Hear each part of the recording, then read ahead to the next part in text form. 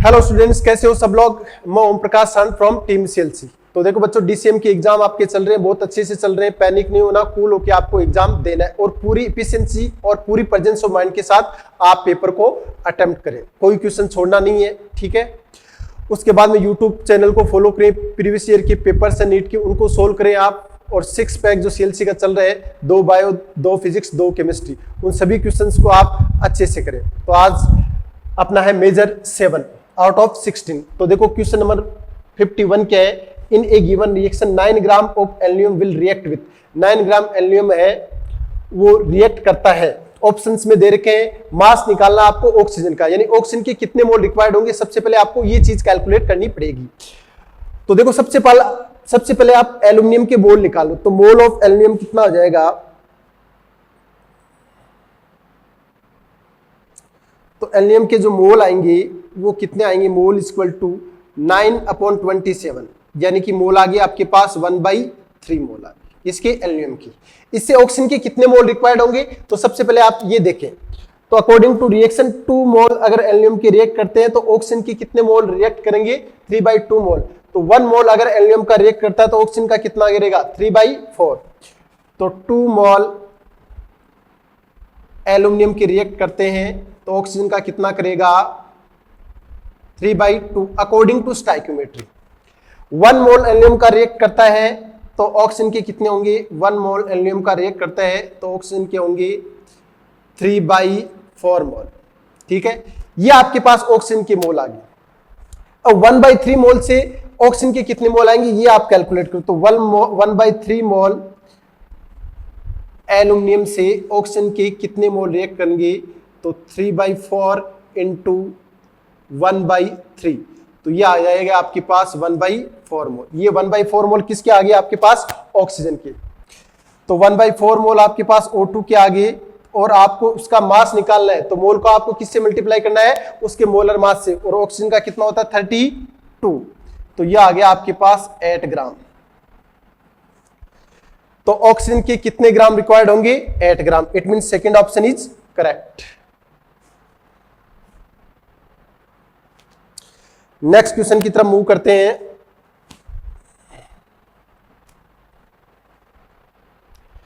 Question number 52 number question है, वो electrochemistry से है। और इक्विलिब्रियम कांस्टेंट और इनोड सेल, इनके बीच में रिलेशन है। उस रिलेशन पे कई बार क्वेश्चन आ चुके हैं।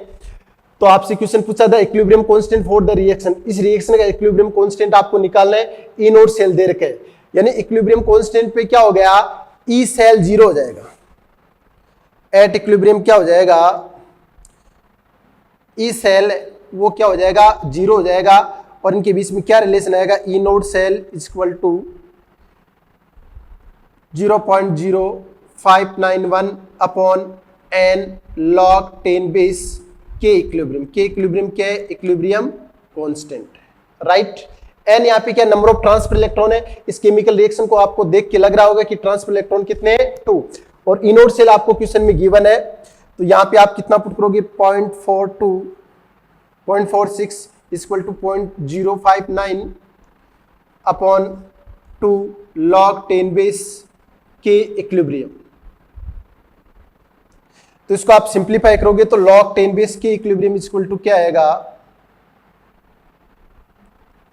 Equal to 0.46 into 2 upon 0.0591। इसकी वैल्यू आएगी 15.60 के अराउंड। ये इसकी वैल्यू आएगी log 10 बेस के इक्विलिब्रियम की।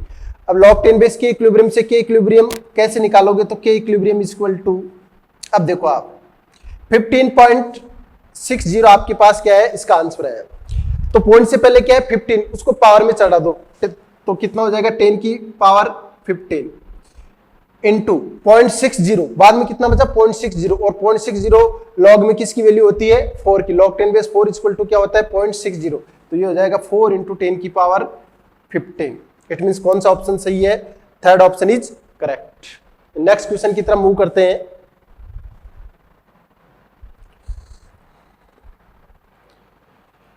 Next question number 53 Henry law से regarding which one of the following statement regarding Henry law is not correct. Henry law के according कौन सा स्टेटमेंट है वो करेक्ट है, नहीं है। पहला है higher the value of KH at a given pressure higher is the solubility of the gas in liquid. तो हेनरी लॉ क्या है, जो गैस का प्रेशर है, गैस का जो प्रेशर है इक्वल टू होता है हेनरी कांस्टेंट इनटू सोलिबिलिटी।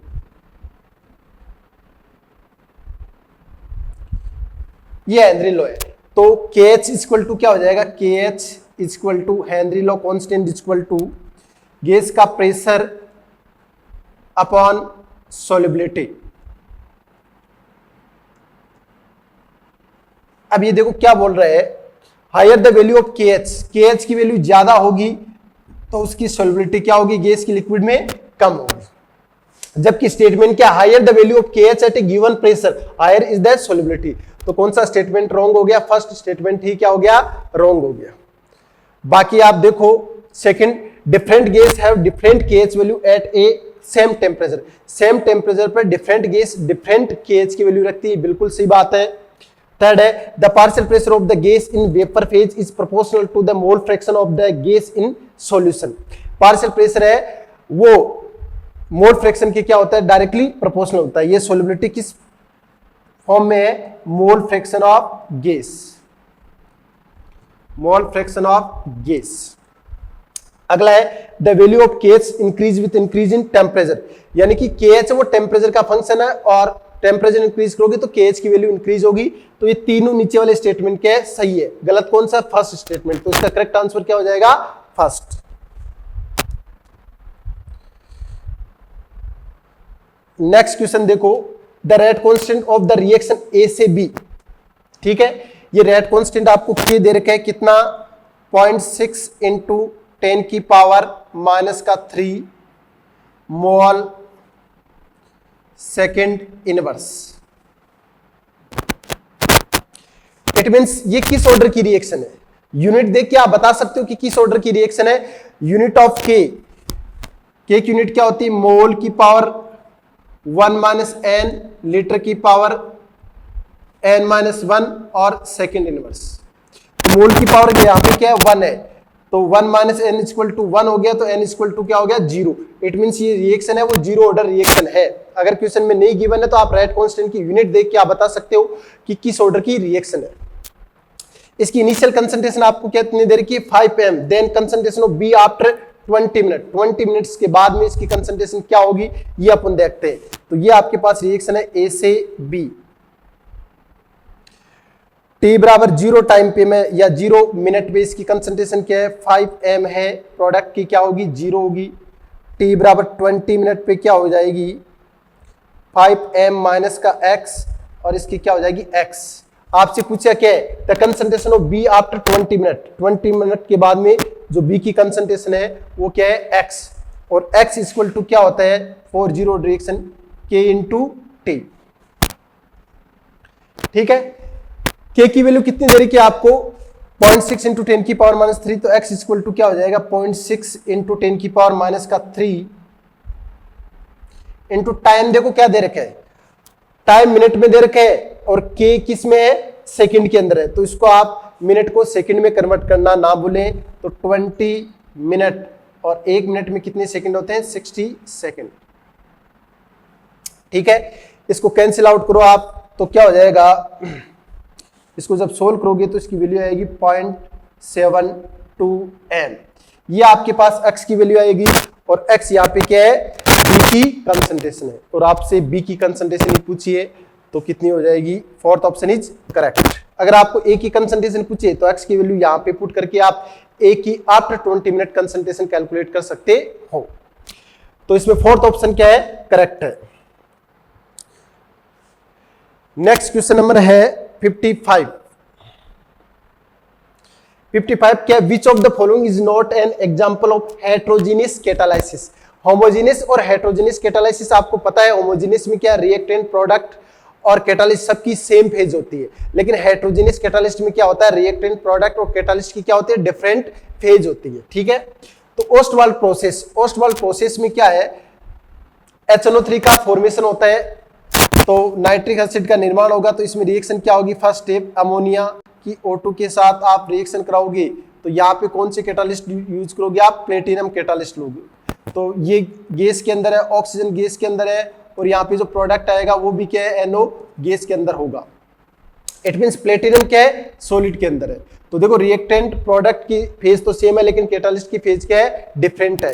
तो ये क्या, कौन सा प्रोसेस हो गया, हेट्रोजेनियस प्रोसेस हो गया। जबकि आपको क्या देखना, होमोजेनियस प्रोसेस। एब्रे प्रोसेस में क्या होगा, एब्रे प्रोसेस में अमोनिया का फॉर्मेशन होगा, तो नाइट्रोजन भी गैस में है और हाइड्रोजन भी क्या है, गैस के अंदर है, और किसका फॉर्मेशन हो रहा है, अमोनिया का फॉर्मेशन हो रहा है।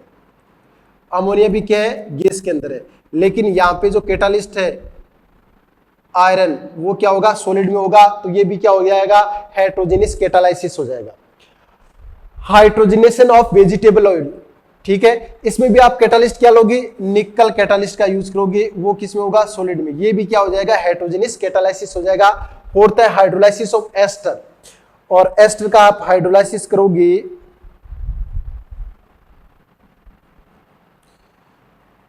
वाटर की प्रेजेंस में, तो ये किस में फेज में होंगे, लिक्विड, ये भी लिक्विड, और यहाँ पे जो कैटालिस्ट एसिड लोगे वो भी किस में होगा, लिक्विड में, और ये हो जाएगा acidic acid,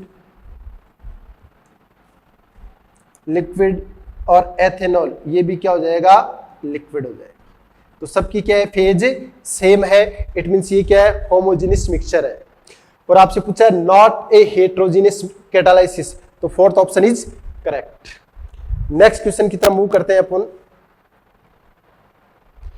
question number 56, haemoglobin and gold sol are example of. तो हीमोग्लोबिन क्या है, पॉजिटिव चार्ज सोल है। हीमोग्लोबिन क्या है, यहाँ पे पॉजिटिव चार्ज सोल है, जो आपको ये एग्जांपल्स याद रखने हैं। ये पॉजिटिव चार्ज सोल है, और गोल्ड सोल, मेटल के सोल क्या होते हैं, नेगेटिव चार्ज सोल होते हैं। It means third option is correct. Next question की तरफ मूव करते हैं। If n is equal to 6, the correct sequence for filling of electron will be। तो इलेक्ट्रॉन जो आप फिल करते हो सब सेल में, वो कैसे करते हो आप, एनर्जी के इंक्रीजिंग ऑर्डर के अंदर करते हो। और किस रूल को फॉलो करते हो, n+l रूल। कौन से रूल को फॉलो करोगे आप, n+l रूल के अकॉर्डिंग आप क्या करोगे, सब सेल में इलेक्ट्रॉन को फिल करो, ठीक है। अगर n+l की वैल्यू सेम है, तो आप इलेक्ट्रॉन किस में भरोगे, जिसमें n की वैल्यू क्या है, लो है, उसकी एनर्जी क्या होगी, लो होगी। तो जिसकी एनर्जी लो होगी उसमें इलेक्ट्रॉन सबसे पहले फिल करेंगे, और जिसकी एनर्जी ज्यादा होगी उसमें लास्ट के अंदर इलेक्ट्रॉन फिल करेंगे। और एनर्जी का ऑर्डर आप n+l रूल के अकॉर्डिंग निकालोगे। तो देखो n की वैल्यू 6 है, तो मैं सभी सेल को लिख लेता हूं। 6s होगा, 6d होगा, 4f होगा, और 6p होगा। सो ये होगा 5d। तो देखो n+l की वैल्यू इसके लिए निकालते, तो इसके लिए क्या हो जाएगी 6, इसके लिए क्या हो जाएगी 7, इसके लिए भी 7, और इसके लिए भी 7।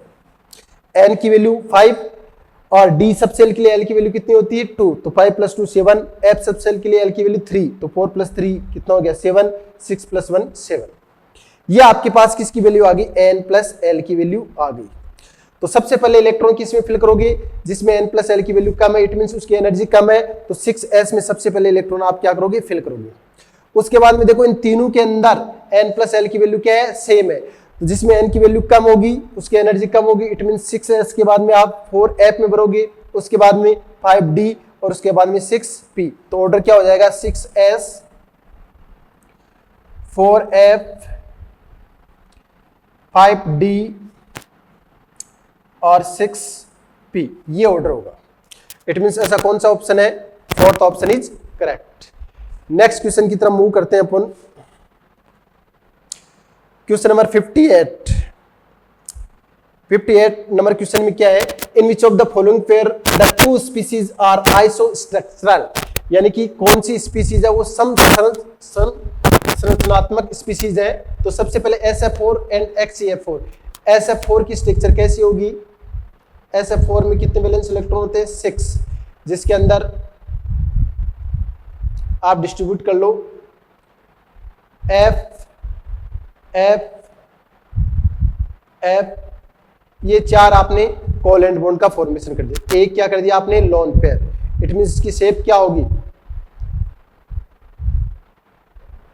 Sulphur fluorine fluorine fluorine fluorine और यहाँ पे लोन पेयर। इसकी शेप क्या हो जाएगी, के शेप हो जाएगी। ठीक है, SF4 की। अब बात करते हैं XCF4। XCF4 की आप देखोगे तो इसकी स्क्वायर प्लेनर होगी, क्योंकि इसमें 2 लोन पेयर है और 4 बॉन्ड पेयर है, तो इसकी जो शेप होगी वो क्या होगी, स्क्वायर प्लेनर होगी। ठीक है, इट मींस इन दोनों की सेम नहीं है। सेकंड ऑप्शन की तरफ देखते हैं अपन। SO3 2- N नाइट्रेट आयन, तो इसकी स्ट्रक्चर क्या होगी, वैलेंस इलेक्ट्रॉन 6, डबल बॉन्ड से एक ऑक्सीजन को अटैच कर दिया, फिर 2 ऑक्सीजन पे क्या आ जाएंगे, नेगेटिव चार्ज आ जाएंगे। इसकी क्या हो जाएगी, पिरामिडल हो जाएगी। नाइट्रेट आयन की देखते हैं, डबल बॉन्ड और ऑक्सीजन माइनस, इसकी स्क्वायर प्लेनर हो जाएगी, तो ये भी सम संरचनात्मक नहीं है। थर्ड ऑप्शन देखते हैं BF3, इसकी क्या हो जाएगी, इसकी क्या हो जाएगी, ट्राइगोनल प्लेनर, और NF3 की क्या हो जाएगी, पिरामिडल। इसकी क्या हो जाएगी, पिरामिडल स्ट्रक्चर हो जाएगी। तो इन दोनों की भी सेम नहीं है, तो फोर्थ ऑप्शन की सेम होगी। तो अपन फोर्थ ऑप्शन में देखते हैं BrO3-1, ये ब्रोमीन, डबल बॉन्ड एक ऑक्सीजन पे नेगेटिव चार्ज, एक इसके पास क्या रह जाएगा, लोन पेयर रह जाएगा। ठीक है ना, तो इसकी क्या हो जाएगी, पिरामिडल शेप। और जिनॉन ऑक्साइड, जिनॉन में कितने वैलेंस इलेक्ट्रॉन, 8, जिसमें 6 वैलेंस इलेक्ट्रॉन तो 3 ऑक्सीजन बॉन्ड के साथ डबल बॉन्ड बना लेंगे, और एक क्या रह जाएगा इसके पास, लोन पेयर। तो इन दोनों की पिरामिडल शेप होगी। इट मींस फोर्थ ऑप्शन में क्या है, दोनों ही क्या होंगे, आइसो स्ट्रक्चरल स्पीसीज होंगी। It means fourth option is correct. Next question देखते हैं अपन।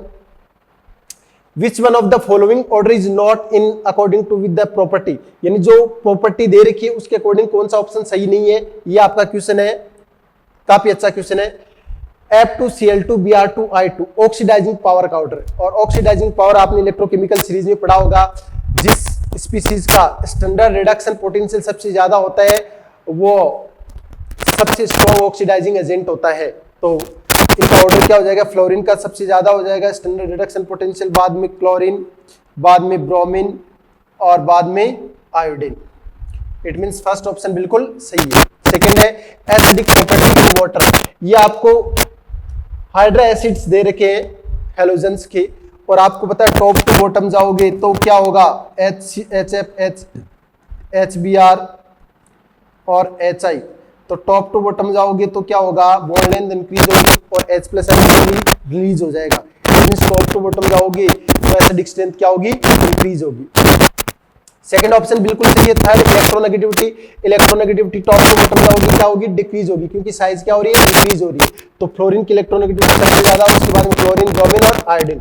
फोर्थ है बॉन्ड डिसोसिएशन एनर्जी, तो जो फोर्थ ऑप्शन है वो क्या होगा, इसमें सही होगा, क्योंकि ऊपर वाले 3 क्या है, गलत है। फ्लोरीन क्लोरीन, ब्रोमीन और आयोडीन। इसमें क्या होता है, फ्लोरीन की साइज छोटी है तो क्या होगा, लोन पेयर के बीच में रिपल्सन होगा। लोन पेयर के बीच में क्या होगा, रिपल्सन होगा, जिसकी वजह से क्या होगा, रिपल्सन होने की वजह से ये बॉन्ड क्या हो जाएगा, वीक हो जाएगा। तो इसकी बॉन्ड डिसोसिएशन एनर्जी क्या हो जाएगी, कम हो जाएगी। इसके बाद में क्लोरीन में कम होगा, ब्रोमीन में उससे भी कम होगा और आयोडीन में सबसे कम होगा। तो इसकी बॉन्ड जो डिसोसिएशन एनर्जी का जो ऑर्डर है वो क्या होगा, Cl2। F2 की तो किसी भी सूरत में ज्यादा नहीं होगी, फिर Br2, उसके बाद में F2 और उसके बाद में I2। ये हो जाएगा बॉन्ड डिसोसिएशन एनर्जी का ऑर्डर। इट मींस कौन सा ऑप्शन, फोर्थ ऑप्शन है वो क्या है, गलत है। इसका करेक्ट ऑप्शन क्या होगा, Cl2, Br2, F2 और I2। ओके, नेक्स्ट क्वेश्चन की तरफ मूव करते हैं। Identify the element X and Y using the ionization energy value given below ये आपको फर्स्ट और सेकंड आयोनाइजेशन एनर्जी दे रखी है। एलिमेंट एक्स और वाई दो एलिमेंट है जिनकी फर्स्ट आयोनाइजेशन एनर्जी 495 और 731 है, और सेकंड है 4563 और 450। ये है सेकंड आयोनाइजेशन एनर्जी। अब आपको इसके अंदर क्या देखना है, इसमें आपको ये देखना है कि फर्स्ट के बाद में सेकंड आयोनाइजेशन एनर्जी क्या हो रही है, ज्यादा हो रही है। फर्स्ट आयोनाइजेशन एनर्जी कम है और सेकंड आयोनाइजेशन एनर्जी क्या है, वो ज्यादा है। इट मींस ऑप्शन के अकॉर्डिंग देखें तो फ्लोरीन तो हो ही नहीं सकता और है, ठीक है। तो ये दो ऑप्शन से आपकी क्या होगी, कट होगी। तो सोडियम की फर्स्ट आयोनाइजेशन एनर्जी क्या होती है, कम होती है। I E1 में इलेक्ट्रॉन क्या करेंगे, रिलीज करेंगे Na+1 प्लस इलेक्ट्रॉन। अब देखो Na+1 आयन ने क्या किया, इनर्ट गैस का इलेक्ट्रॉन कॉन्फ़िगरेशन गेन कर लिया और उसकी आयोनाइजेशन एनर्जी क्या होती है, बहुत ज्यादा होगी। तो अब आयोनाइजेशन एनर्जी का ऑर्डर है IE2, वो क्या हो जाएगा, बहुत ही ज्यादा हो जाएगा, ठीक है। इट मींस फर्स्ट कम है, सेकंड क्या होगी, बहुत ज्यादा होगी, क्योंकि इसने क्या कर लिया, इनर्ट गैस का इलेक्ट्रॉन कॉन्फ़िगरेशन गेन कर लिया। वहां से इलेक्ट्रॉन निकालने के लिए आपको ज्यादा आयोनाइजेशन एनर्जी की रिक्वायरमेंट होगी। वाई की बात करें तो फर्स्ट सोडियम हो गया तो सेकंड क्या हो जाएगा, मैग्नीशियम, क्योंकि इसकी फर्स्ट आयोनाइजेशन एनर्जी, मैग्नीशियम का इलेक्ट्रॉन कॉन्फ़िगरेशन क्या होता है, नियॉन 3s2। तो इसकी फर्स्ट आयोनाइजेशन एनर्जी क्या होगी, इजीली रूप से इलेक्ट्रॉन निकाल लोगे। उसके बाद में सेकेंड आयोनाइजेशन एनर्जी, उसमें भी आप इलेक्ट्रॉन निकाल लोगे, तो ज्यादा एनर्जी में चेंज नहीं आएगा। तो एक्स सोडियम है और जो वाई है वो क्या है, मैग्नीशियम है। It means first option is correct. Next question की तरफ माइग्रेट करते हैं अपन। Question number 61, which of the following reduction reaction can be not be carried out with coke, यानी कि कोक के साथ कौन सी रिएक्शन पॉसिबल नहीं है। तो देखो सबसे पहले आपको दे रखा है एल्यूमिनियम ऑक्साइड से एल्यूमिनियम में रिडक्शन आपको दे रखा है, ठीक है। इसमें क्या होगा, इसका जो स्टैंडर्ड रिडक्शन पोटेंशियल है वो कम है और ऑक्सीडेशन पोटेंशियल ज्यादा है। तो इसको इलेक्ट्रोलाइटिक रिडक्शन से आप क्या करोगे, रिड्यूस करोगे। किससे, इलेक्ट्रोलाइटिक रिडक्शन से। बाकी जिंक ऑक्साइड से जिंक, यहां पे आप कोक का यूज कर सकते हो, इसमें कोक का यूज कर सकते हो, इसमें कोक का यूज कर सकते हो। तो जो फर्स्ट ऑप्शन है उसके अंदर आप कोक का यूज नहीं करोगे, इसका आपको रिडक्शन करना है तो इसका इलेक्ट्रोलाइटिक रिडक्शन होगा। It means first option is correct. Next question, question number 62, the dissociation equilibrium of a gas AB2 can be represented as 2AB2 gas से 2AB प्लस B2 गैस। ये इस रिएक्शन का dissociation दे रखा आपको, degree of dissociation x है and is small compared to 1. The expression relating the degree of dissociation x with equilibrium constant Kp and total pressure P. तो इस reaction को मैं लिख लेता हूं।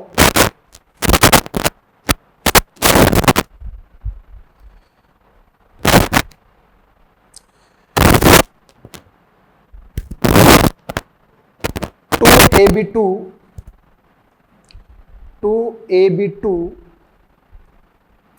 से 2AB गैसीय फेज में सब प्लस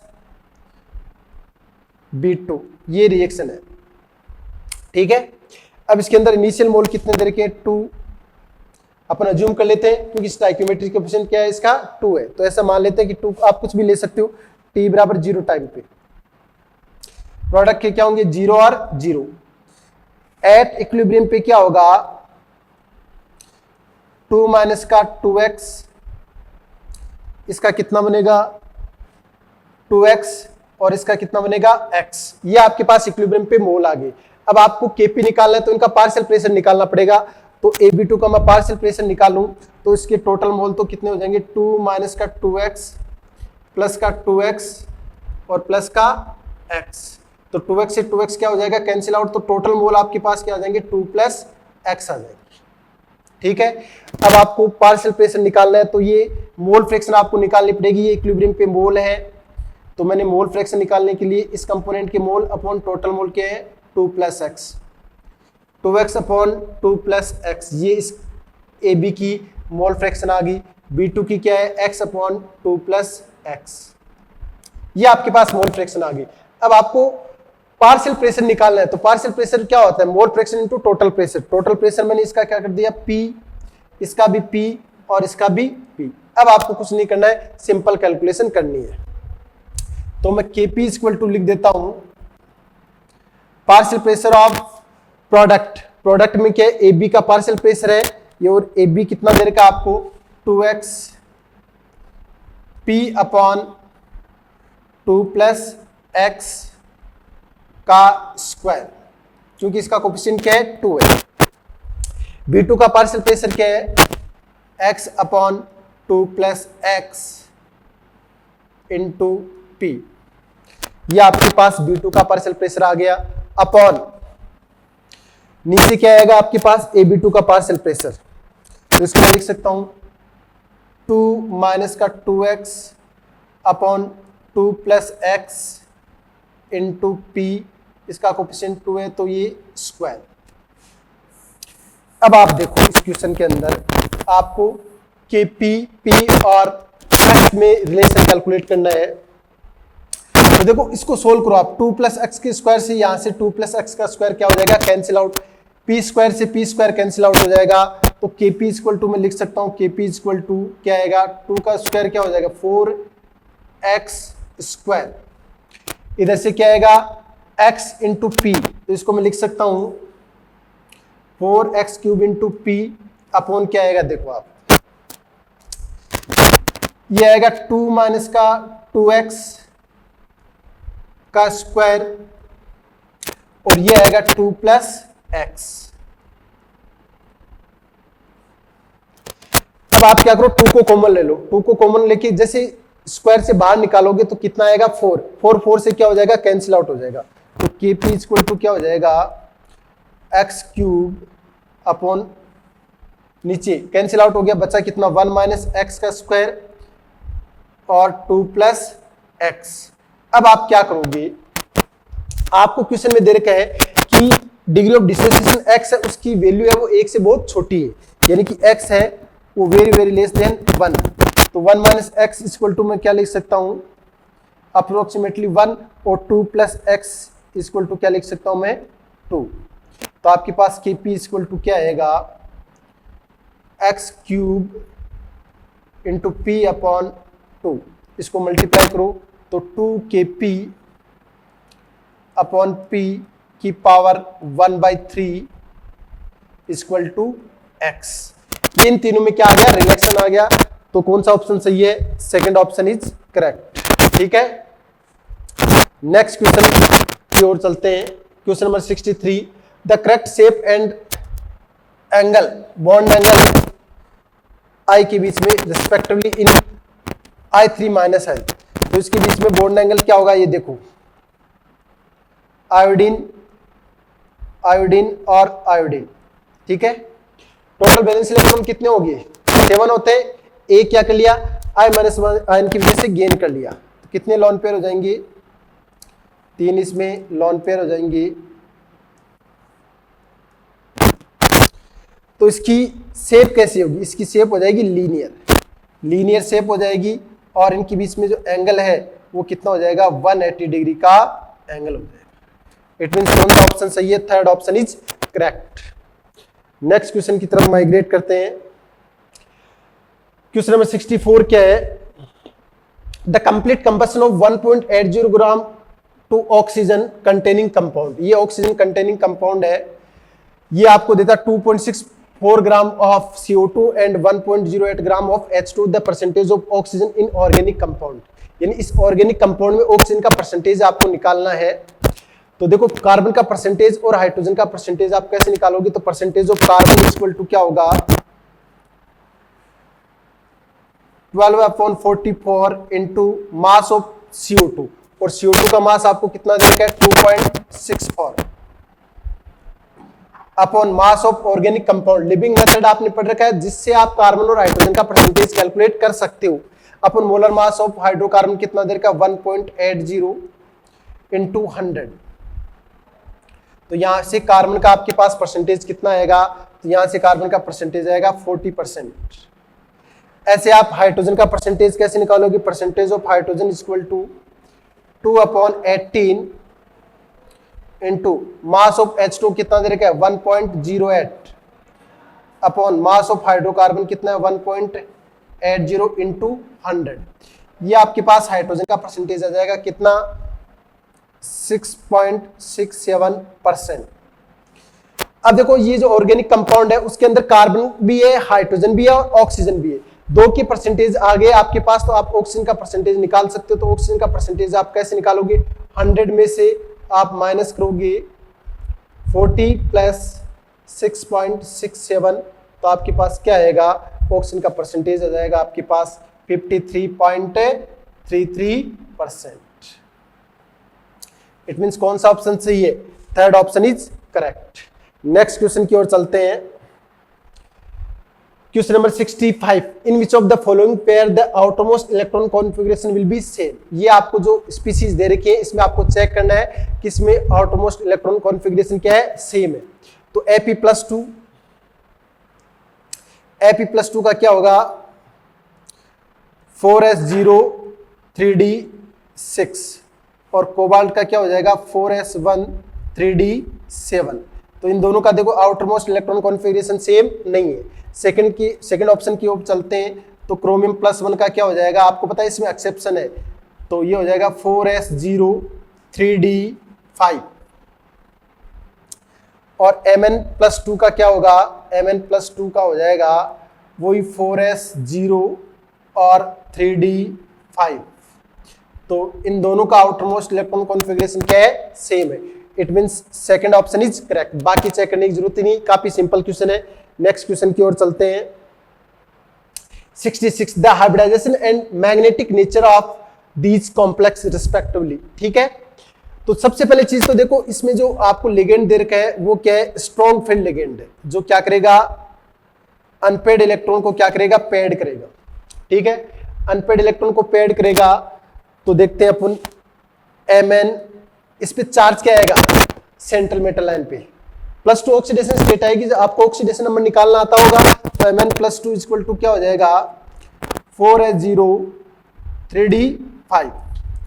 तो आपके जो D के अंदर कितने इलेक्ट्रॉन है, 5 इलेक्ट्रॉन है, 1 2 3 4 5। अब ये जो स्ट्रॉन्ग फील्ड लिगेंड है वो क्या करेगा, अनपेड इलेक्ट्रॉन को पेड कर देगा।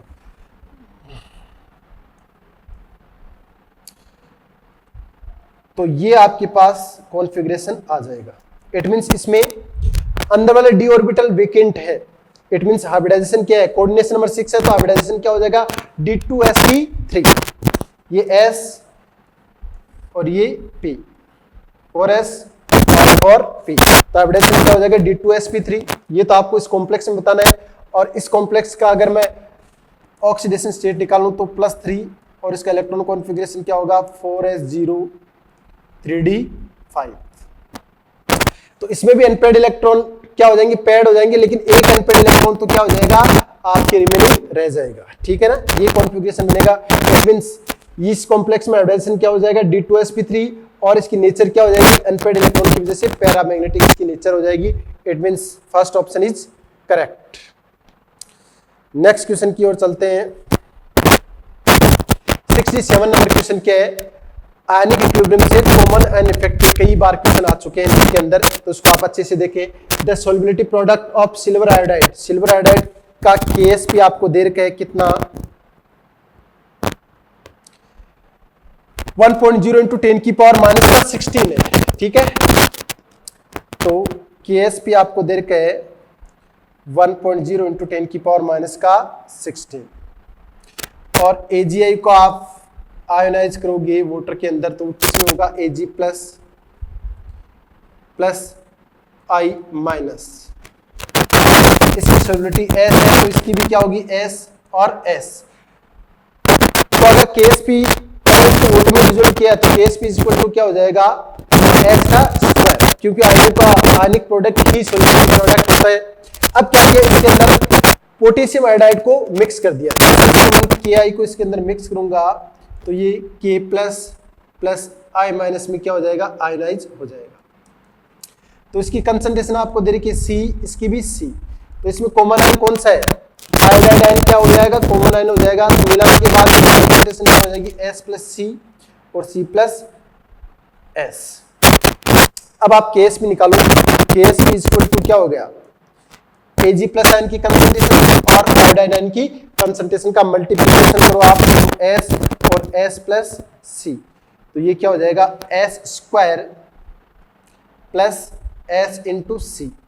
अब देखो सोल्युबिलिटी की जो वैल्यू होती है वो अपन निकालते हैं स्प्रिंगली सोल्यूबल सॉल्ट के लिए, और सोल्युबिलिटी बहुत ही कम होती है और S का स्क्वायर और भी कम होगा। इट मींस इसको आप क्या कर सकते हो, नेग्लेक्ट कर सकते हो इसके रेस्पेक्टिवली। तो KSP इक्वल टू क्या हो जाएगा, S इंटू सी। तो S इक्वल टू क्या हो जाएगा, KSP अपॉन C, और KSP की वैल्यू कितनी देर की आपके पास 10 की पावर माइनस का 16 अपॉन ये कंसंट्रेशन कितनी देर की 10 की पावर माइनस का 4। तो आपके पास S की वैल्यू क्या आएगी, 1 इंटू 10 की पावर माइनस का 12। ये आपके पास सोल्युबिलिटी आ जाएगी। इट मींस क्या है, fourth option is correct. Next question की ओर हम माइग्रेट करते हैं। क्वेश्चन नंबर 68, द कॉम्प्लेक्स आपको दे रखे हैं will have how many geometrical isomerism, और आपको बताए इस इक्वेशन में M A B C D अगर इस टाइप का आपके पास कॉम्प्लेक्स आ जाए तो इसके कितने ज्योमेट्रिकल आइसोमेरिज्म बनेंगे, आपको पता है कितने, 3, क्योंकि इसमें सेंट्रल एटम तो क्या हो गया, मेटल हो गया। यहाँ पे एक लिगेंड आप फिक्स कर लो, A फिर B C और D। एक के सामने C आ गया, एक ज्योमेट्रिकल आइसोमेरिज्म हो गया। उसके बाद में आप क्या करोगे, चेंज करोगे, यहाँ पे आपने C ले लिया और यहाँ पे क्या आ जाएगा B, तो ये दूसरा ज्योमेट्रिकल आइसोमेरिज्म हो गया। फिर आप चेंज करोगे यहाँ D और यहाँ पे ये तीसरा ज्योमेट्रिकल आइसोमेरिज्म हो गया। इट मींस ये जो कॉम्प्लेक्स है वो 3 ज्योमेट्रिकल आइसोमेरिज्म शो करता है, तो correct option is fourth. Next question की तरफ माइग्रेट करते हैं। During which of the following process does entropy decrease, entropy क्या होती है, सिस्टम की रैंडमनेस। और यहाँ पे अपन अगर बात करें तो वाटर डिवाइस क्या हो रहा है, फ्रीज हो रहा है, तो उसकी एंट्रोपी क्या होगी, डिक्रीज होगी, रैंडमनेस क्या होगी, डिक्रीज होगी। और सॉलिड आइस की फेज क्या होगी, सॉलिड है, सॉलिड से क्या जा रहा है, वो लिक्विड में जा रहा है, तो एंट्रोपी क्या होगी इसके अंदर, डिक्रीज होगी। Second option, freezing of water to ice at -10 degree Celsius, तो वाटर क्या है, आइस से वाटर में कन्वर्ट हो रहा है, तो इसमें भी एंट्रोपी क्या होगी, डिक्रीज हो रही, रैंडमनेस डिक्रीज हो रही है और फेज चेंज हो रही है, क्या, सॉलिड से लिक्विड। थर्ड है adsorption of CO gas on lead surface, तो पहले देखो CO गैस की एंट्रोपी ज्यादा थी, लेकिन धीरे धीरे वो लेड की सरफेस पे क्या हो गया, CO एडजॉर्ब हो गया, तो रैंडमनेस कम होगी, तो एंट्रोपी क्या हो जाएगी, कम हो जाएगी। फोर्थ ऑप्शन है dissolution of NaCl in water, water के अंदर NaCl क्या आ रहा है, वो ये वाटर है, उसमें आप NaCl को डिसोल्व कर रहे हो, तो NaCl की फेज सबसे पहले क्या थी, सॉलिड, उसके बाद में धीरे धीरे किस में कन्वर्ट हो रही है, NaCl जैसे ही पूरा वाटर में डिसोल्व हो जाएगा तो सॉलिड से लिक्विड फेज में चला जाएगा। इट मींस एंट्रोपी क्या होगी इसके अंदर, इसमें एंट्रोपी क्या होगी, पॉजिटिव होगी। इट मींस कौन सा ऑप्शन सही है, इट मींस ऑप्शन सही होगा A B C D, इनमें एंट्रोपी क्या हो रही है, डिक्रीज हो रही है। थर्ड ऑप्शन अपने मिस कर दिया, इसमें देखो N2 गैस से 3H2 गैस से 2NH3, इधर नंबर ऑफ गैसेस मॉलिक्यूल्स कितने हैं, 4 से किस में कन्वर्ट हो रहा है, 2 के अंदर, तो number of gases molecules decrease हो रहे, इट मींस रैंडमनेस डिक्रीज होगी, इट मींस इसमें भी एंट्रोपी क्या आएगी, नेगेटिव आएगी। तो A B C D 4 options हैं जिनमें आप क्या कर रहे हो, एंट्रोपी को नेगेटिव आ रही है, it means first option is correct. Next question की तरफ हम मूव करते हैं।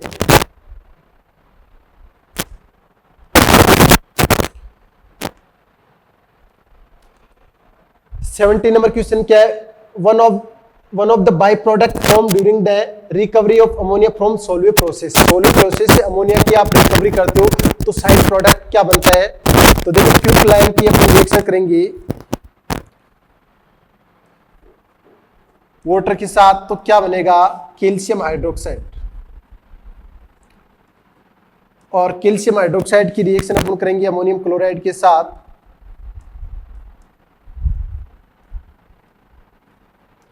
तो क्या बनेगा आपके पास ammonia plus CaCl2 plus H2। It means इसमें साइड प्रोडक्ट क्या हो गया, कैल्शियम क्लोराइड हो गया। तो third option is correct. Question number 71 देखते हैं। 71 नंबर क्वेश्चन में क्या है, the ratio of number of atoms present in simple body centered and face centered unit cell respectively. तो देखो सिंपल क्यूबिक यूनिट सेल में क्या है, सिंपल क्यूबिक यूनिट सेल में जो एटम्स है वो सभी कॉर्नर्स पे प्रेजेंट होते हैं और कॉर्नर्स का कंट्रीब्यूशन कितना होता है, कॉर्नर्स का कंट्रीब्यूशन होता है 1/8 और कितने कॉर्नर्स होते हैं, 8 कॉर्नर्स होते हैं। तो इसमें कितना एटम आएगा, 1 एटम आएगा। सेकंड है body centred cubic system BCC, और BCC में एटम्स कहां होते हैं, सभी कॉर्नर्स पे और बॉडी के सेंटर पे। इसमें कितना एटम आएगा, 2 एटम आएगा। और FCC में एटम्स कहां पे प्रेजेंट होते हैं, कॉर्नर्स पे और फेस के सेंटर पे। तो 1/8 × 8 प्लस 1/2 × 6, तो कितने हो गए, 4 एटम हो गए। इट मींस कौन सा ऑप्शन सही है, 1, 2, 4, यानी कि रिस्पेक्टिवली अगर अपन देखते हैं तो fourth option is correct. Next question देखते हैं 72, at 100 degree Celsius copper has FCC unit cell with edge length आपको दे रही है x angstrom, what is the approximate density gram per centimeter cube of copper at this temperature. यानी आपको density निकालनी है, डेंसिटी के बहुत सारे क्वेश्चंस आते भी हैं, ठीक है। तो FCC डेंसिटी का फॉर्मूला अगर अपन लिखें तो D इक्वल टू क्या हो जाएगा, D equal to N into atomic mass upon Na into A cube. N यहाँ पे क्या, नंबर ऑफ इफेक्टिव एटम्स, जो FCC में कितने अभी निकाले, लास्ट क्वेश्चन में कितने हैं, 4। तो मैं यहां पे मल्टीप्लाई करूंगा 4 इंटू कॉपर का जो एटॉमिक मास है वो कितना है, 63.5 अपॉन Na की वैल्यू, एवोगाद्रो वैल्यू क्या होगी, 6.023 इंटू 10 की पावर 23। और अब आपको A क्यूब यानी वॉल्यूम ऑफ यूनिट सेल क्या होगी, तो एज लेंथ आपको दे रखी है x एंगस्ट्रॉम, तो A इक्वल टू दे रखी है x इंटू 10 की पावर माइनस का 8 सेंटीमीटर। A क्यूब क्या हो जाएगा, x क्यूब इंटू 10 की पावर माइनस का 24 सेंटीमीटर क्यूब। तो ये वैल्यू यहाँ पे पुट करो तो क्या आएगी, x क्यूब इंटू 10 की पावर माइनस का 24, ठीक है। तो देखो इस 10 की पावर प्लस का 23 से 10 की पावर माइनस का 23 कैंसिल आउट करोगे तो 10 की पावर माइनस 1, यानी इट मींस ऊपर क्या हो जाएगा, 10 की पावर प्लस 1, तो कितना हो जाएगा, 10 हो जाएगा, ठीक है। इसको अप्रोक्सीमेटली आप क्या मान लो, 6 मान लो, ठीक है। तो ये हो जाएगा 2 और ये हो जाएगा 3, अगर 2 से कैंसिल आउट करें तो इसकी वैल्यू आपके पास क्या आ जाएगी, 3 का इसमें कितने टाइम्स जाएगा, 3 का इसमें 21 टाइम्स जाएगा। इट मींस 21 इंटू 2 कितना हो जाएगा, 42, यानी 442 के अराउंड इसका क्या आ जाएगा आंसर। इंटू 10 से भी आपको मल्टीप्लाई करना है अपॉन x का क्यूब, ये आपके पास डेंसिटी आएगी x की फॉर्म में। Fourth option is correct. Next question अपन देखते हैं, which one of the following is correct option for free expansion of an ideal gas under adiabatic process. Adiabatic process में क्या होगा, हीट का ट्रांसफर नहीं होगा, इसके अंदर जो Q है वो क्या हो जाएगा, 0 हो जाएगा, Q इक्वल टू 0। और फ्री एक्सपांशन है, इट मींस वर्क डन क्या हो जाएगा, 0, वर्क डन भी 0 हो जाएगा। तो according to first law of thermodynamics delta E equal to क्या हो जाएगा, Q प्लस W। तो ये दोनों वैल्यू क्या है, 0, तो डेल्टा E भी 0 और डेल्टा E इक्वल टू क्या होता है, NCV dt। तो ये dt भी क्या हो जाएगा आपका, 0 हो जाएगा, ठीक है। इट मींस कौन सा ऑप्शन सही है, तीनों चीज 0, second option is correct.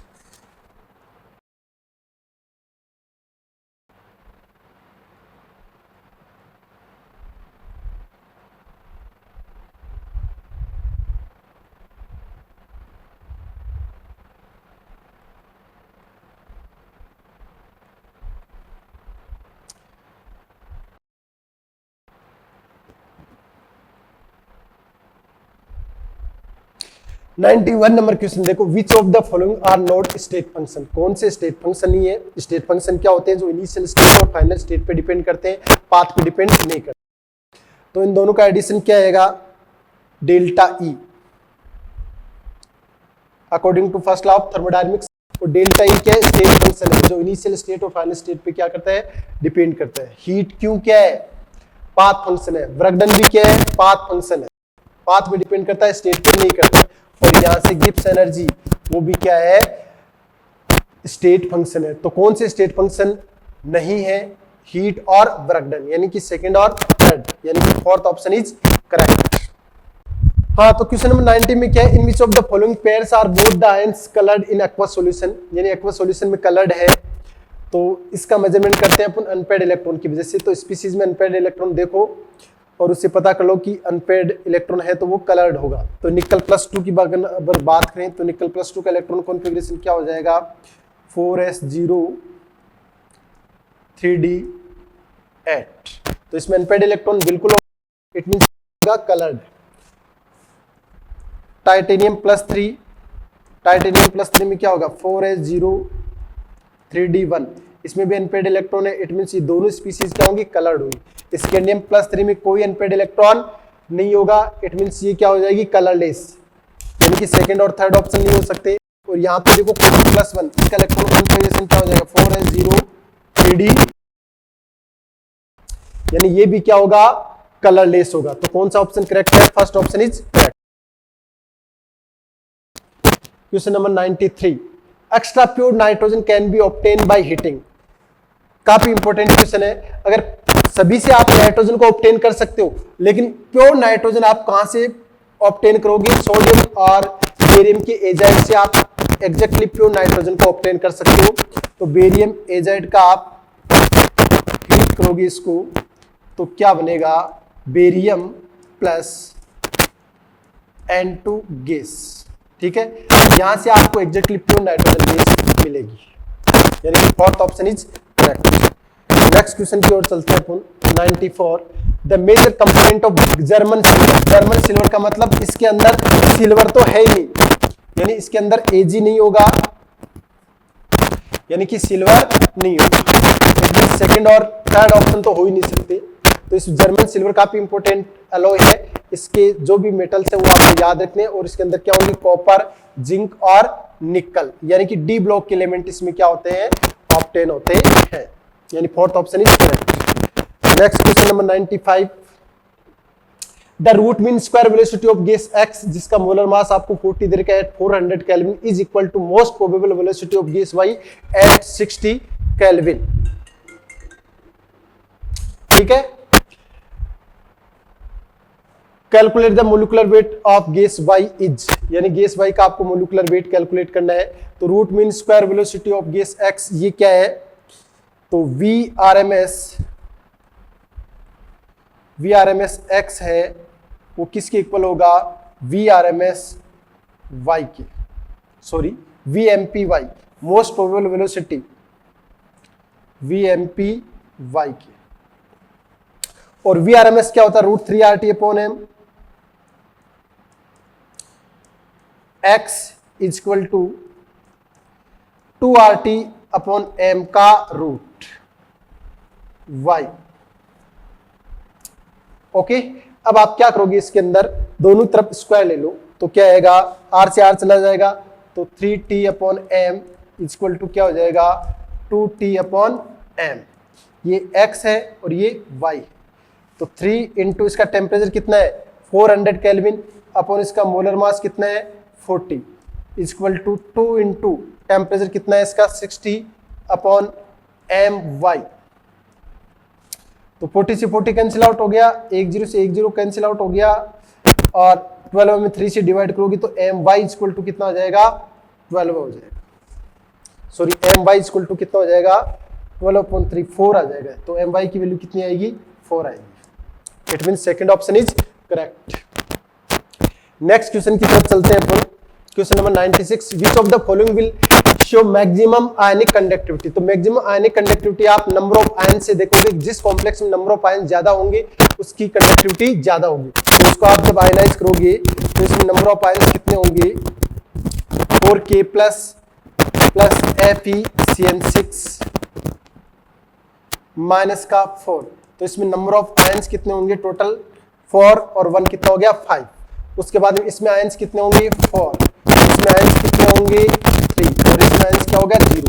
Ionic conductivity किसकी ज्यादा होगी जिसमें नंबर ऑफ आयंस ज्यादा होंगे। It means first option is correct. Next question की ओर चलते हैं 97 N2 and O2 are converted into mono anion N2 minus and O2 minus respectively. Which of the following statement is wrong? कौन सा statement wrong है? तो आपको पता है N2 से किस में ये कन्वर्ट हो रहा है N2 माइनस 1 में, O2 से किस में कन्वर्ट हो रहा है O2 माइनस 1। इसका बॉन्ड ऑर्डर कितना होता है 3, इसका बॉन्ड ऑर्डर कितना होता है 2। जब ये एनायन में कन्वर्ट होंगे तो एंटी बॉन्डिंग में नंबर ऑफ इलेक्ट्रॉन्स क्या हो जाएंगे इंक्रीज हो जाएंगे, जिससे बॉन्ड ऑर्डर क्या हो जाएगा डिक्रीज। ये 2.5 और ये कितना हो जाएगा 1.5। तो पैनिक करने का मतलब क्या है, जब ये मोनो एनायन में कन्वर्ट होते हैं तो इनका बॉन्ड ऑर्डर डिक्रीज होगा, तो बॉन्ड लेंथ क्या हो जाएगी इंक्रीज हो जाएगी।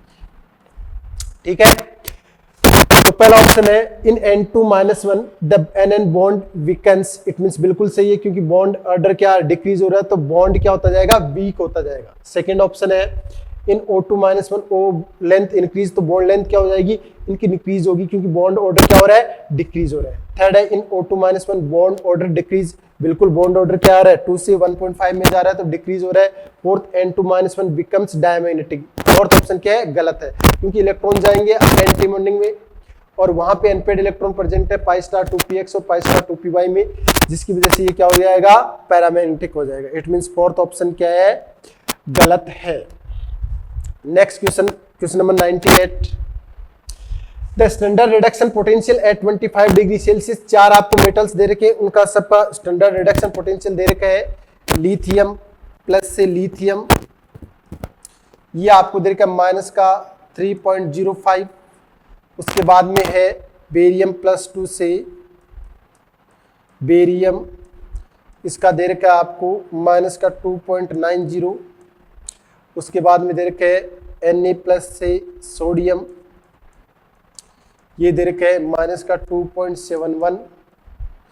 और फिर Mg+2 से Mg, ये दे रखा है माइनस का 2.37। तो देखो आपको इलेक्ट्रोकेमिकल सीरीज में देखा होगा टॉप टू बॉटम जाओगे तो स्टैंडर्ड रिडक्शन पोटेंशियल बढ़ेगा और स्टैंडर्ड रिडक्शन पोटेंशियल बढ़ेगा तो आपका ऑक्सीडाइजिंग एजेंट भी क्या हो जाएगा स्ट्रॉन्गेस्ट होगा। तो ऑक्सीडाइजिंग एजेंट डायरेक्टली प्रोपोर्शनल है स्टैंडर्ड रिडक्शन पोटेंशियल के, और स्टैंडर्ड रिडक्शन पोटेंशियल सबसे ज्यादा किसका है Mg+2 से Mg का। It means first option is correct. Next question की तरफ मूव करते हैं 99 विच of the following pair constituents buffer, यानी कि कौन सा बफर सॉल्यूशन है। तो बफर सॉल्यूशन के लिए क्या कंडीशन होनी चाहिए, weak acid plus salt of weak acid और स्ट्रॉन्ग बेस, या फिर weak base plus salt of weak base और स्ट्रॉन्ग एसिड। तो इसकी कंडीशन क्या है weak acid plus salt of weak acid and strong base। तो देखो HNO3 वीक एसिड है और जो सॉल्ट है वो स्ट्रॉन्ग बेस और वीक एसिड से मिलकर बना है। इट मींस फर्स्ट क्या हो जाएगा बफर सॉल्यूशन। बाकी NaOH क्या है स्ट्रॉन्ग बेस है, HNO3 स्ट्रॉन्ग एसिड है, HCl स्ट्रॉन्ग एसिड है। तो स्ट्रॉन्ग वाला कंपोनेंट नहीं होना चाहिए, कौन सा होना चाहिए वीक वाला कंपोनेंट होना चाहिए, तभी वो क्या होगा बफर सॉल्यूशन होगा। It means first option is correct. Next question number 100 oxidation state of phosphorus in this complex. ये आपको कॉम्प्लेक्स कंपाउंड दे रखे हैं, इसके अंदर आपको ऑक्सीडेशन स्टेट निकालनी है। तो सबसे पहले आप इसमें ऑक्सीडेशन स्टेट निकालो तो ये तो क्या आएगी +4 हाइड्रोजन का ऑक्सीडेशन स्टेट +1 लेंगे, 2 फॉस्फोरस है तो 2x, ऑप्शन पे -2 है, -2 × 5 कितना हो जाएगा 10 = 0। तो 2x = क्या आ जाएगा 6, तो x = कितना आ जाएगा 3। इस कॉम्प्लेक्स के अंदर ऑक्सीडेशन स्टेट कितना आ जाएगा 3 आ जाएगा। इसके अंदर अगर अपन बात करें तो +4 प्लस का 2x माइनस का 12 = 0। तो x इक्वल टू क्या आएगा प्लस का 4। अब देखो एक एक ऑक्सीजन क्या हो रहा है, इंक्रीज हो रहा है, तो इसमें ऑक्सीडेशन स्टेट क्या आ जाएगा, प्लस का 5 आ जाएगा। Fourth option is correct. तो इसी के साथ अपना डिस्कशन कंप्लीट होता है। तो ऑलमोस्ट सभी कॉन्सेप्ट के क्वेश्चंस इसके साथ इस पेपर में लिए गए हैं। उम्मीद करता हूं कि पेपर बहुत अच्छे से हुआ होगा। JCLC। Hello students, how are you? Myself Rajendra Verma, team chemistry. मैं उम्मीद कर रहा हूं कि आप लोगों की तैयारी अच्छी चल रही है, अच्छे से आप एग्जाम दे रहे हैं। आज हम लोग DCM टेस्ट सीरीज में आपके MTS 7 पेपर का सॉल्यूशन कर रहे हैं। मुझे पूरी उम्मीद है कि आपने पेपर बहुत अच्छे से सॉल्व किया है, क्वेश्चन बहुत अच्छे से आपने देखे होंगे। अगर आपको लगता है आपके पेपर में कहीं पर कोई क्वेश्चन में कोई डाउट है तो इस सॉल्यूशन को देख करके आप वो डाउट अपना क्लियर करें, ताकि आपके एग्जाम में किसी तरह की आपको दिक्कत नहीं हो। ठीक है बेटा, इस पेपर में ऑर्गेनिक पोर्शन मैं आपको सॉल्व करवाऊंगा और इसका जो इनऑर्गेनिक पोर्शन है वो आपको OP सर करवाएंगे। ठीक है, और आपको इसे अच्छे से देखना है। करें शुरू बेटा। 74 नंबर ऑर्गेनिक का पेपर हम सॉल्व करने जा रहे हैं। 74 नंबर क्वेश्चन देखें। IUPAC नेम ऑफ इज, तो ये कंपाउंड है और आपको इसमें IUPAC नेम देखना है। आप देख पा रहे हैं यहां पर आपके पास क्या है,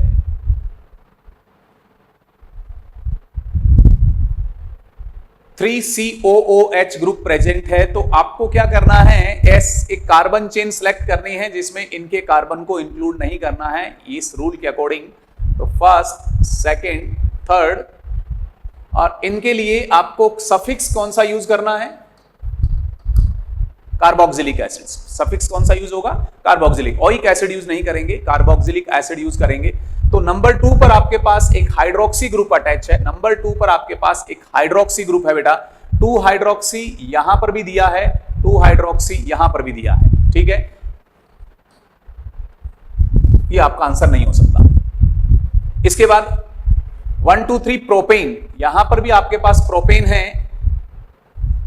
ठीक है, अब हम इसमें देखें तो आपके पास क्या प्रेजेंट है, ट्राई कार्बोक्सिलिक एसिड, और यहां आपके पास है ट्राई ओइक एसिड। इस केस में, इस स्पेशल केस में आप सफिक्स कौन सा यूज करेंगे बेटा, ट्राई कार्बोक्सिलिक एसिड। तो आपके पास सही आंसर कौन सा आएगा, सेकंड आएगा। ठीक है,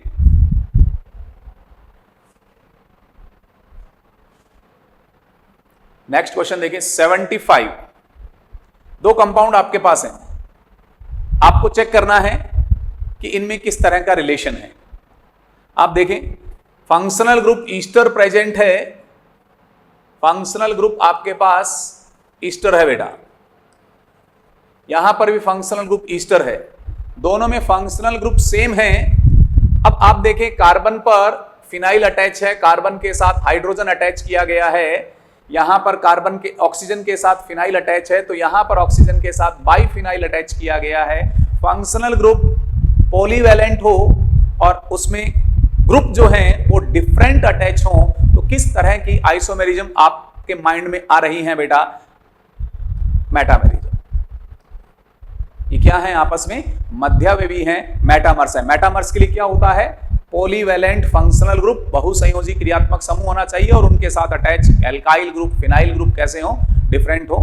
तो ये आपके पास आंसर आ गया बेटा।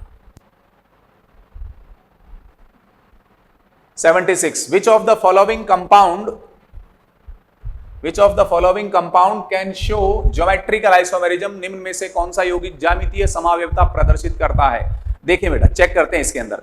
यहां पर हम चेक करें तो ये एक प्रॉब्लम आ गई, दोनों ग्रुप सिमिलर हो गए, ज्योमेट्रिकल पॉसिबल नहीं है।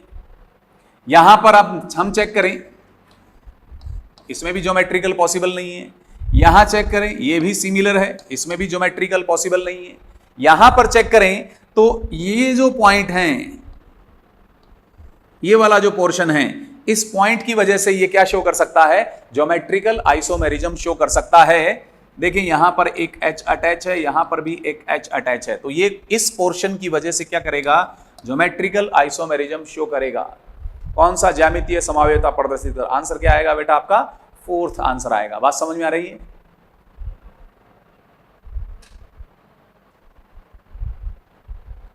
(77) carbon carbon single bond distance would be, carbon carbon एकल बंध दूरी का क्रम। हमें कार्बन कार्बन एकल बंध देखना है। आप देखें बेटा इसमें ध्यान से, अगर कहीं रेजोनेंस है, अगर कहीं रेजोनेंस है तो सिंगल बॉन्ड रेजोनेंस के थ्रू किसमें कन्वर्ट हो रहा हो? डबल बॉन्ड में कन्वर्ट हो रहा हो, तो बॉन्ड लेंथ क्या हो जाएगी? डिक्रीज हो जाएगी बेटा। ये कॉन्सेप्ट रहता है। यहां पर आप देख पा रहे हैं रेजोनेंस है, सिंगल बॉन्ड किस में कन्वर्ट होगा? डबल बॉन्ड में कन्वर्ट होगा, बॉन्ड लेंथ डिक्रीज हो जाएगी। इसमें हाइपर कॉन्जुगेशन होगा, इसमें क्या होगा? हाइपर कॉन्जुगेशन होगा। हाइपर कॉन्जुगेशन भी बॉन्ड लेंथ को डिक्रीज करता है बेटा। यहां पर कुछ भी नहीं है, तो आपके पास carbon carbon single bond distance चाहिए। Largest carbon carbon single bond किसमें है? सी में है बेटा। उसके बाद किसका नंबर आएगा? बी का। उसके बाद किसका नंबर आएगा आपके पास? ए का। ठीक है, ये तो हो गया आपके पास इंक्रीजिंग ऑर्डर। और डिक्रीजिंग ऑर्डर की बात करें तो सी, बी, ए, ये डिक्रीजिंग ऑर्डर हो गया। तो आप देखें इसके अंदर आपके पास कौन सा आंसर आ रहा है? ये इंक्रीजिंग ऑर्डर का अकॉर्डिंग है और ये डिक्रीजिंग ऑर्डर के अकॉर्डिंग है। जैसे भी ऑप्शन दे रखा है उसके अकॉर्डिंग हम चेक करेंगे। सी बी ए, सी बी ए, देखो ये आंसर नहीं हो सकता। ए बी सी ऐसा कहीं भी नहीं है, बी ए सी ऐसा कहीं भी नहीं है, सी बी ए ये रहा आंसर। आंसर क्या आ जाएगा आपके पास? थर्ड आंसर आ जाएगा। ठीक है बेटा, बात क्लियर हो गई? रेजोनेंस सिंगल बॉन्ड को डबल बॉन्ड में कन्वर्ट करेगा, बॉन्ड लेंथ डिक्रीज हो जाएगी। हाइपर कॉन्जुगेशन सिंगल बॉन्ड को डबल बॉन्ड में कन्वर्ट करता है, रेजोनेंस भी डिक्रीज करता है, हाइपर कॉन्जुगेशन भी डिक्रीज करेगा। देखो थोड़ा ध्यान से, थोड़ा सा देखो बेटा इसको। ये देखो यहां डबल बॉन्ड आएगा, आ रहा डबल बॉन्ड, डिस्टेंस कम हो जाएगी। रेजोनेंस का इफेक्ट ज्यादा होता है, तो रेजोनेंस की वजह से लेंथ बहुत ज्यादा डिक्रीज होने वाली है। तो आंसर समझ में आ गया? 78 विच of the following compound is most acidic, निम्न में से कौन सा यौगिक अधिक अम्लीय है? मोस्ट एसिडिक पूछा है बेटा आपसे, मोस्ट एसिडिक, अधिक अम्लीय पूछा है बेटा आपसे। तो आप हम इसकी स्ट्रक्चर बना के देखते हैं। पहले पार्ट में आपके पास है फिनॉल, सेकंड पार्ट में आपके पास है बेंजाइल अल्कोहल,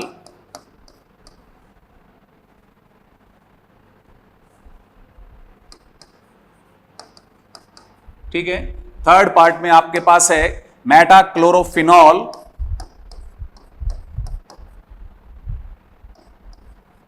और फोर्थ आपके पास है साइक्लोहेक्सेनॉल। ये आपके पास ऑप्शन है बेटा। अब हमें देखना है मोस्ट एसिडिक। ये अल्कोहल है, ये भी अल्कोहल है। Alcohols are less acidic as compare to phenol. Phenol की तुलना में अल्कोहल कम अम्लीय होते हैं, तो ये तो आंसर हो नहीं सकता। अब इसके पास क्या प्रेजेंट है? माइनस आई, और minus I effect acidic strength को क्या करेगा? इंक्रीज करेगा। माइनस आई प्रभाव अम्ल सामर्थ्य को बढ़ा देगा। मोस्ट एसिडिक पूछा है, आंसर क्या आ जाएगा बेटा आपके पास? थर्ड आंसर आएगा। कौन सा आंसर आएगा बेटा? थर्ड आंसर आ जाएगा। क्लियर?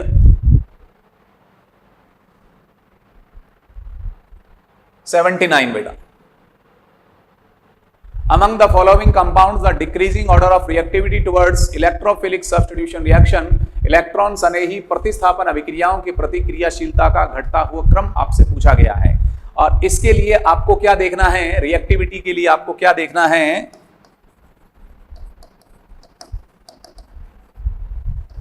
डायरेक्टली प्रोपोर्शनल होगा प्लस एम, इनवर्सली प्रोपोर्शनल होगा माइनस एम, डायरेक्टली प्रोपोर्शनल होगा प्लस आई, इनवर्सली प्रोपोर्शनल होगा माइनस आई, डायरेक्टली प्रोपोर्शनल होगा हाइपर कॉन्जुगेशन।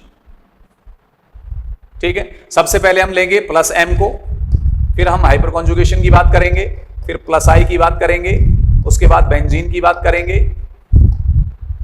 उसके बाद हम माइनस आई की बात करेंगे, सबसे लास्ट में हम माइनस एम की बात करेंगे बेटा। इसके अकॉर्डिंग बात करेंगे। चलो देखते हैं, यहां पर हाइपर कॉन्जुगेशन है, अति संयुग्मन। हाइपर कॉन्जुगेशन को हिंदी में क्या कहते हैं? अति संयुग्मन। यहां पर आपके पास प्लस एम इफेक्ट है, यहां पर आपके पास है नेगेटिव माइनस आई। माइनस आई कह सकते हो या हाइपर कॉन्जुगेशन कह सकते हो।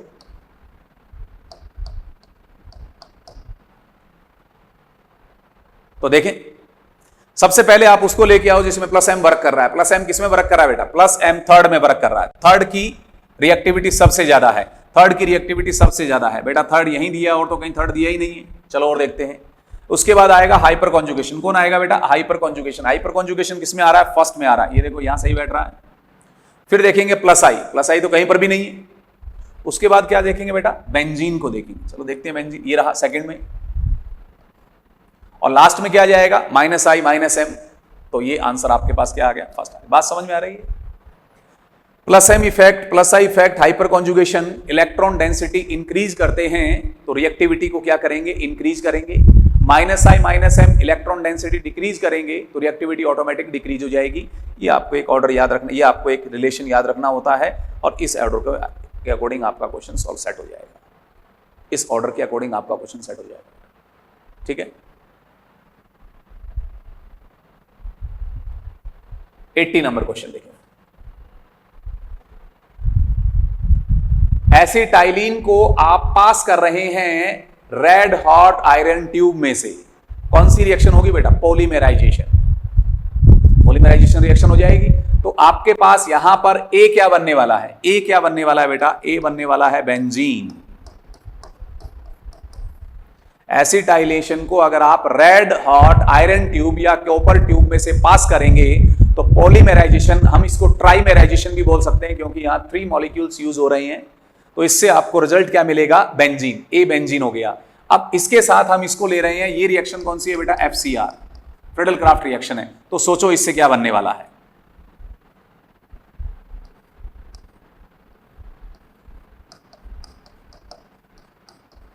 ये इसके साथ इलेक्ट्रॉन डोनेट करेगा तो आपको क्या मिलने वाला है? इसमें एक कार्बोकैटायन मिथाइल शिफ्ट करेंगे तो ये कार्बोकैटायन आएगा। कौन सा शिफ्टिंग? Methyl shift.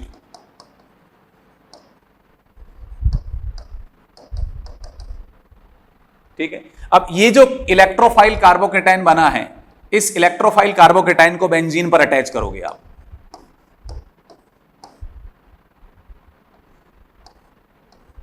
ये बन जाएगा। बात समझ में आ रही है? A2B कौन सी रिएक्शन है? A2B कौन सी रिएक्शन है? Friedel craft alkylation. जब आप इन दोनों का कॉम्बिनेशन करवाएंगे, यहां से बॉन्ड ब्रेक करेंगे तो आपके पास ये कार्बोकैटायन आएगा। इस कार्बोकैटायन का रीअरेंजमेंट करेंगे तो मिथाइल शिफ्टिंग होगी। इसके रिस्पेक्ट ये कार्बोकैटायन मोर स्टेबल है। तो मोर स्टेबल कार्बोकैटायन बेंजीन पर कौन सी रिएक्शन शो करेगा? इलेक्ट्रोफिलिक सब्स्टिट्यूशन रिएक्शन शो करेगा। इलेक्ट्रॉन सनेही प्रतिस्थापन अभिक्रिया शो करेगा। तो ये जब इस पर ऐसा करेगा तो इसके अकॉर्डिंग आंसर आपके पास कौन सा आ रहा है बेटा जी? Second answer. कौन सा आ रहा है? सेकंड आंसर आ रहा है। क्लियर होगी बात?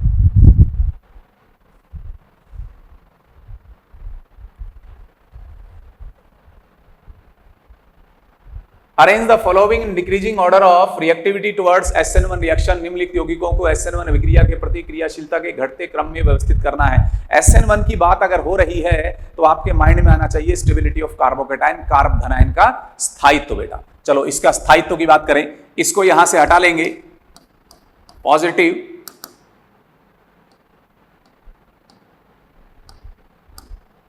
Back bonding. ठीक है, इसको यहां से रिमूव करेंगे।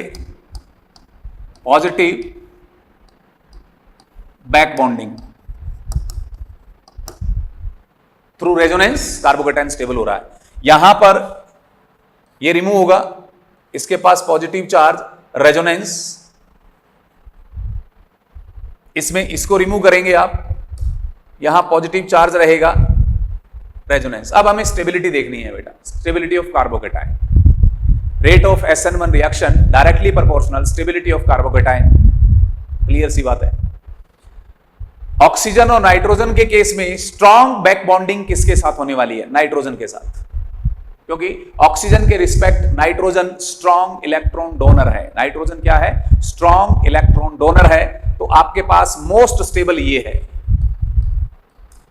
Most stable carbocation. इसकी रिएक्टिविटी सबसे ज्यादा होगी। क्यू की रिएक्टिविटी सबसे ज्यादा होगी, तो आपके पास ये आंसर नहीं हो सकता, ये आंसर नहीं हो सकता। यहां पर क्यू है, यहां पर भी क्यू है। पी तो उसके बाद आ रहा है, तो पी को छोड़ देते हैं एक बार, क्योंकि पी तो अपने दोनों जगह सेट है। आर और एस में प्रॉब्लम आ रही है। इनमें से कौन सा कैटायन मोस्ट स्टेबल है बेटा? इन दोनों में से, इन दोनों में से आप कंपेयर करें, मोस्ट स्टेबल कार्बोकैटायन कौन सा होगा? आपके पास मोस्ट स्टेबल कार्बोकैटायन ये है, क्योंकि यहां पर बेंजीन की वजह से रेजोनेंस ज्यादा है। तो आपके पास आना चाहिए क्यू, क्यू के बाद पी, पी के बाद आएगा आर, आर के बाद आएगा एस। आंसर कौन सा आएगा बेटा? थर्ड आंसर आ जाएगा। क्लियर? आंसर क्या आएगा? थर्ड। और देख लेते हैं हम इसके अंदर, which order is incorrect? Tendency to formation of ester. Ester formation के लिए आपको क्या चेक करना है? क्राउडिंग। क्राउड डिक्रीज होगी, ईस्टर फॉर्मेशन टेंडेंसी इंक्रीज हो जाएगी। तो ये 3 डिग्री है, यहां पर 3 डिग्री, 2 डिग्री, 1 डिग्री। तो ये ऑर्डर करेक्ट है, ये ऑर्डर आपके पास करेक्ट है। 1 डिग्री में ईस्टर फॉर्मेशन टेंडेंसी मैक्सिमम होगी, 3 डिग्री मिनिमम है, तो करेक्ट है। Order of bond angle, order of bond angle, यहां गड़बड़ हो गया बेटा, यहां पर गड़बड़ हो गया। प्योर एनसीईआरटी में आपके दिया हुआ है, सबसे पहले ये आएगा, इसको यहां पर आना पड़ेगा और इसको यहां पर आना पड़ेगा। तो इनकरेक्ट पूछा था आपसे, गलत क्रम पूछा था आपसे। रॉन्ग ऑर्डर कौन सा आ गया आपके पास? सेकंड। इसका मतलब बाकी दोनों पार्ट आपके पास क्या है? बिल्कुल करेक्ट है बेटा। बात समझ में आ रही? ये एनसीईआरटी, प्योर एनसीईआरटी का क्वेश्चन है बेटा।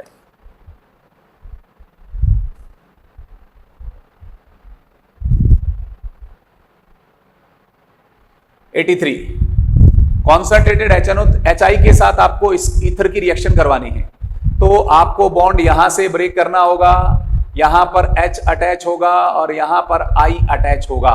तो आंसर क्या आएगा? फर्स्ट आंसर आ जाएगा। आंसर कौन सा आ जाएगा? First answer. सिंपल सी रिएक्शन है, ठीक है।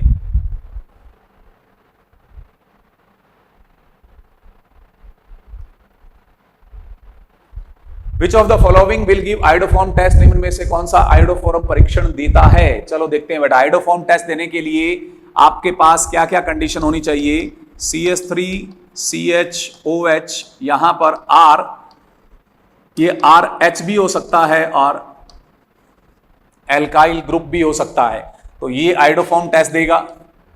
ये भी, और दूसरा केस है ऐसा CH3 COR, ये भी आयोडोफॉर्म टेस्ट देता है, तो ये भी आयोडोफॉर्म टेस्ट देने वाला है, ये भी आयोडोफॉर्म टेस्ट देने वाला है। ये आयोडोफॉर्म टेस्ट नहीं देगा क्योंकि ये इसके साथ मैच नहीं कर रहा है। तो A, B and C, A, B, C आपके पास कहां आ रहा है? सेकंड में आ रहा है। तो आपके पास आंसर क्या आ जाएगा? इसका सेकंड आंसर आ जाएगा। क्लियर बेटा? आयोडोफॉर्म टेस्ट के लिए सीधे स्ट्रक्चर लिखना है। ये स्ट्रक्चर अवेलेबल है, आयोडोफॉर्म टेस्ट देगा। ये स्ट्रक्चर कीटोन में अवेलेबल है, आयोडोफॉर्म टेस्ट देगा। एल्डिहाइड में अवेलेबल है, आयोडोफॉर्म टेस्ट देगा। क्लियर?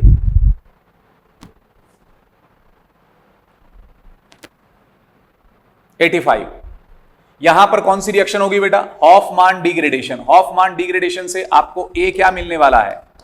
ए आपको मिलेगा CH3NC, सॉरी CH3NH2, ये ए मिलेगा। हॉफमान डिग्रेडेशन, हॉफमान निम्नीकरण। और जब आपके पास ये है तो ये रिएक्शन कौन सी है? Carbylamine reaction, isocyanide test. तो बी आपके पास क्या होगा? CH3NC, carbylamine isocyanide. इसका हाइड्रोलाइसिस करेंगे तो ये मिलेगा। तो आपको चेक करना है इसमें A एंड B बेटा। A एंड B आप मैच करो, किसके साथ मैच कर रहा है? फर्स्ट के साथ ये मैच कर रहा है बेटा। आंसर क्या आएगा आपके पास? फर्स्ट आंसर आ जाएगा। क्लियर बेटा? बात समझ में आ रही है? पहला हॉफमान डिग्रेडेशन, हॉफमान निम्नीकरण, और दूसरा carbylamine reaction, isocyanide test.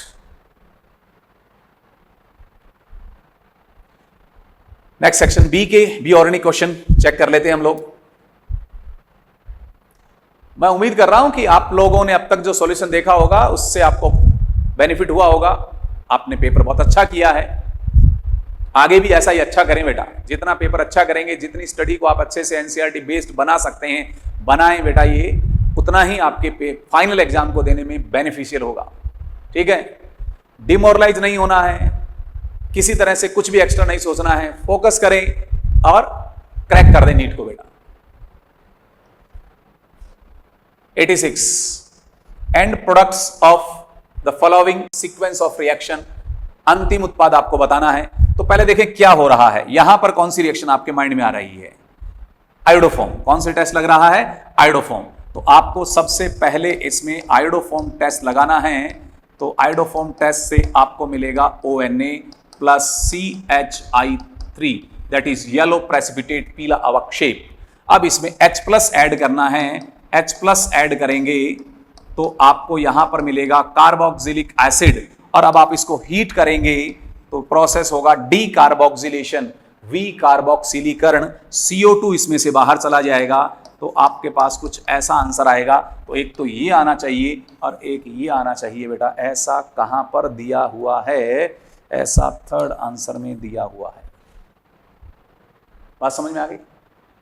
पहले आयोडोफॉर्म टेस्ट, ये प्रोडक्ट बनेगा, H प्लस ऐड करेंगे, एसिड हीट करेंगे। ये प्रोसेस कौन सा है, डी कार्बोक्सिलेशन, वी कार्बोक्सिलीकरण।